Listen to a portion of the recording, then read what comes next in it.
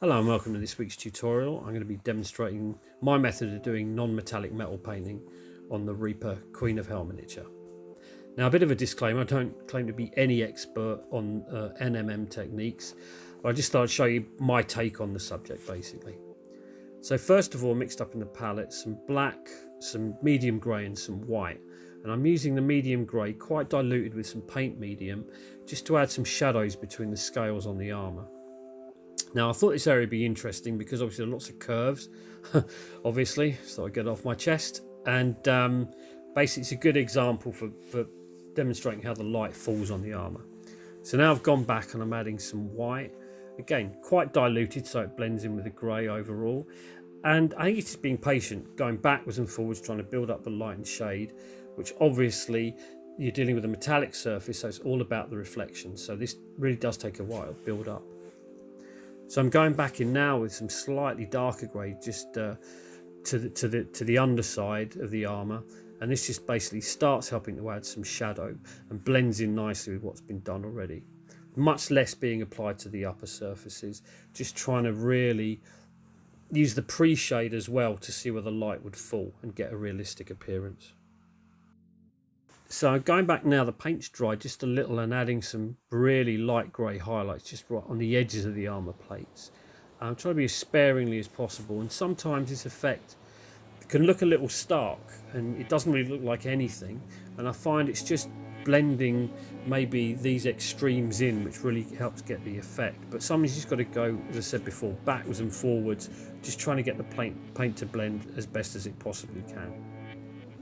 So now see back again, just adding some dark grey, and again where I use the paint retarder it means it blends in really quite nicely. The paint fuses together with the underlying coat to get a realistic finish. And you see it as I'm putting this on, it's muting the white highlights that I added and just wiping away sort of some of the excess right on the edges there. But it's starting to come together. It's a very long process. So I'm going back again now, the paint's dried a little with some almost pure white right on the edges of the armour scales. And this helps almost the paint sits on top of the glazes that I put down previously. Mixed with a little bit of grey, I'm just trying to pick out areas that would really catch the light. You see this is slightly lightened again and the paint's not as diluted as it was before, and it just really helps bring out the light and shade. So when that's done, I go back, it's almost like a glaze of black. It's very diluted, just getting in between the recesses of the armour plates and blending in with the paints that I've painted underneath. So it starts getting there, you get a really nice transition between light and dark. So now I'm adding some highlights on the underside, again using pretty much undiluted white, just really being as sparing as possible and using the edge of the brush just to really add some final accents where the light would catch the armour. I thought I'd paint the skull as well, and that followed pretty much the same process. I'm just giving an overall coat of medium grey at the moment, again quite a bit of paint retarder, just to get the base coats of the shadows and the highlights on there. And again, once the paint had dried to a great degree, I'm just adding some white just on the extremities, just where the light would fall on the armour.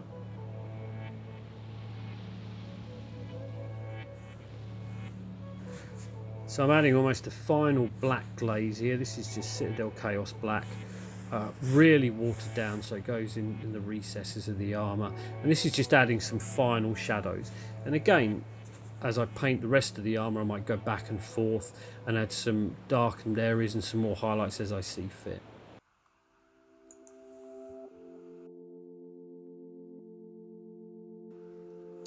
So painting the gold, I mixed up some medium brown, some yellow and some black in the palette. See, I'm just putting the brown down here again, lots of paint retarder, really quite diluted. And I'm just not trying to build the contrast between the light and dark up too quickly. I'm just putting the brown all over. And you see the next step here, I'm just adding some yellow just in the upper extremities, just again where the light would catch the surface. Now these aren't highlights, I suppose, it's effectively where the light would catch the curve of the metal, but you're leaving the highlights till the last minute. You see I'm just adding a bit more, and obviously where the paint's really quite fluid, really quite diluted. You can build it up in layers, get some really nice glazes going here.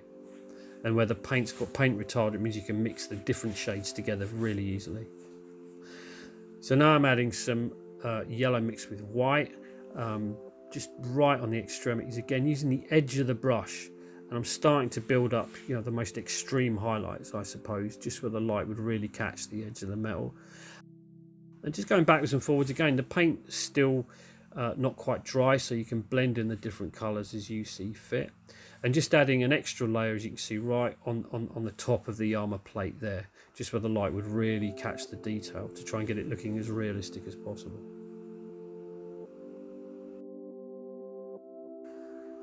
So once I was happy with that, I went back. This is brown mixed with some black, just to really accent the shadows again, just right on the edges of the armour plate. Surfaces like this are probably a good place to start, because it's a standard curve, it's not a compound curve, so you can really work in the light and shadow reasonably easily. So the last stage was going back and adding some, well, again, another black glaze almost, once the paint had dried a little bit, just to really bring out these shadows. And being as selective as possible, trying to be as sparing as possible, really, just to really finalise the effect. So with all the work pretty much done, I went back with a final coat of almost undiluted white, just to really, really go over the accents one more time again. And with that, the model was pretty much done. So here we see the finished figure. It was quite a challenge doing the non-metallic metal painting on both this and the King of Hell figure. It was also interesting doing two figures with very similar paint schemes, because it allowed me to refine ideas that I tried on the subsequent figures. Not something I've really done very much. I think I'd like to try doing some more of that. So here we see the two figures together. They were good fun to paint. I think they make a lovely couple. So thanks again for watching. Now finally, I've got the Reaper Hippocampus figure that I might paint, along with a really nice Reaper Minotaur Demon figure. So please let me know what you'd like to see painted in the comments. Thanks again for watching, and I'll see you next time. Bye bye.